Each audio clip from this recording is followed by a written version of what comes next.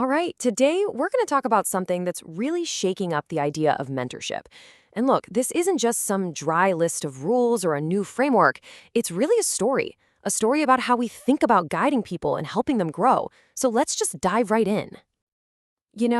Every good story kicks off with some kind of aha moment, right? And this one is no different. It starts with a mentor who has this sudden realization. This universal truth hits them. No two people learn the same way. It just doesn't work. Everyone's got their own pace, their own things they're curious about, their own big dreams. And once you realize that, it immediately leads to a huge question, doesn't it? If everybody's journey is different, how on earth can you have one single map that works for everyone? You can't. And that's the big challenge, the central problem we're going to dig into. So this brings us to what we can really call the mentor's dilemma. And it's a problem that, it takes more than just meaning well to solve. It's going to demand real empathy, a whole lot of patience, and honestly, the guts to try something new. And this really gets to the heart of it. That old one-size-fits-all approach, it just doesn't cut it. It's not effective. If you really want to make a difference, you've got to be willing to throw out the script, Just toss the playbook and actually listen, really listen to the person sitting right across from you. Okay, so how do we solve this thing? Well, it all starts with a total shift in mindset. This is kind of the turning point in our whole story. It's where we move away from this super rigid process and embrace something way more flexible, something that's truly human-centered.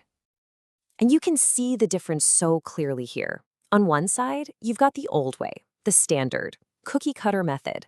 But on the other, you have this new, human-centered approach that's powered by something called design thinking. We're talking about a massive shift from generic, boring processes to creating personalized paths for growth. It's about innovating for people, not just for profit. So you might be asking, what exactly is design thinking, especially when we're talking about mentorship? Well, think of it as a philosophy, a powerful one, where you put the learner, their needs, their struggles, their goals, smack dab in the center of everything.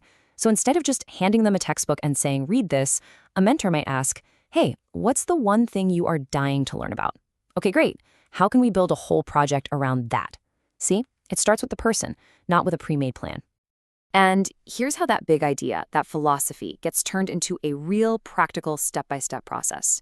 First, you start with empathy. Really understanding where the learner is coming from. Then you define what their unique challenges actually are. After that, you ideate. You brainstorm all sorts of different ways they could learn, not just locking them into one path. And finally, and this is key, you test it out. You reflect on what's working and you adapt. It's this awesome, continuous loop of growth, not just for the mentee, but for the mentor too. Okay, so a mindset is great, but how do you turn it into a system you can actually use? That's where we get to the nuts and bolts. This philosophy gets its structure from what's called the SNS growth framework. So this framework is built on two big ideas that work together. First up is the 3P culture. This just makes sure everything is driven by a clear purpose, organized by a solid process, and is always focused on the people. Then, holding that up, you've got the 3C framework. This is about developing a person's attitude, their mindset, how resilient they are, then their logic, or how they think critically, and finally, their technique, which is the hands-on practical skills.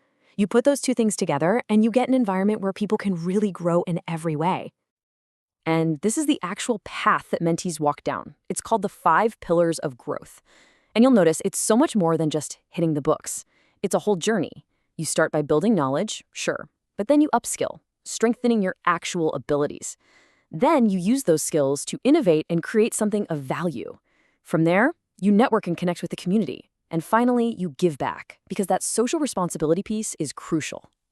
So, what's the end game here? What's the whole point of this entire system? Well, it's not just about helping one person get ahead. It's actually about something much, much bigger. A really ambitious mission that's designed to have a serious real-world impact. And that mission, it starts with a number. A big one.